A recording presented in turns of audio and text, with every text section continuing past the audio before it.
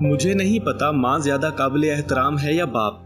دونوں کی حیثیت بہت سی کتابوں کہانیوں میں مختلف دیکھی گئی ہے۔ فرمان الہی ہے کہ جنت ماں کے قدموں تلے ہے، لیکن فرمان رسول بھی ہے کہ قبولیت میں باپ کی دعا کو اولیت حاصل ہے۔ لہٰذا کوئی ترازو ان دونوں کی محبت کو تول ہی نہیں سکتا، اور نہ ہی کوئی حتمی فیصلہ دے سکتا ہے کہ کس کا پلڑا بھاری ہے۔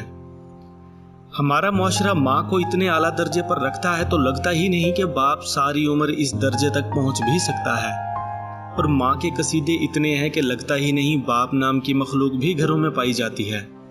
اگر ماں کے قدموں تلے جنت ہے تو گھر میں سارا دن کا تھکا ہارا جو شخص داخل ہوتا ہے، کبھی بڑھ کر اس کے پاؤں کے نیچے دیکھو تو پھٹا پرانا جوتا ہوگا، اور نہ جانے کتنی ہی مشقتیں جھیل کر وہ بچوں کی پسند کے کھلونے اور کپڑے لایا ہوگا، اور پھر بھی آتے ہی سب کی نئی نئی فرمائشیں سن کے اگلے دن زیادہ جوش سے کام پہ جاتا ہے۔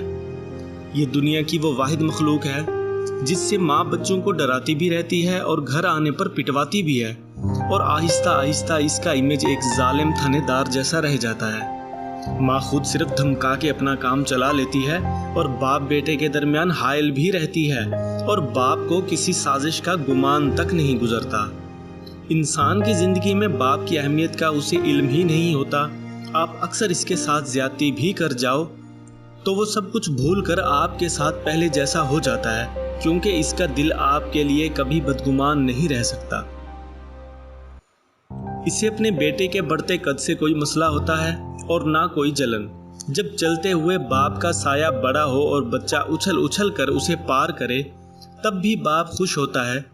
ایک انسان کو بات ماد ہونے کے لیے یہ حقیقت کافی ہے کہ اس کے باپ کا سایہ اس کے سر پر موجود ہے۔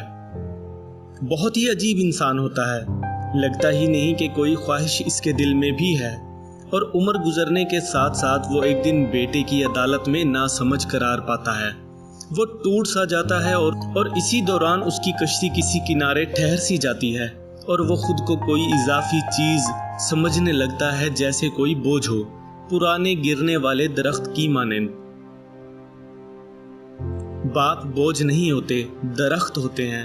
میرے خیال سے اب ہمیں سمجھنا ہی ہوگا کہ باپ کی دھن دولت ہمارا سرمایہ نہیں، بلکہ ہمیں دی گئی تربیت، سمجھ اور شعور ہی ہمارا سرمایہ ہے۔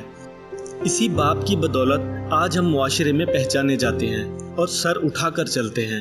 اپنے والد کی عزت و احترام بجا لاؤ تاکہ کامیابی تمہارا مقدر بنے۔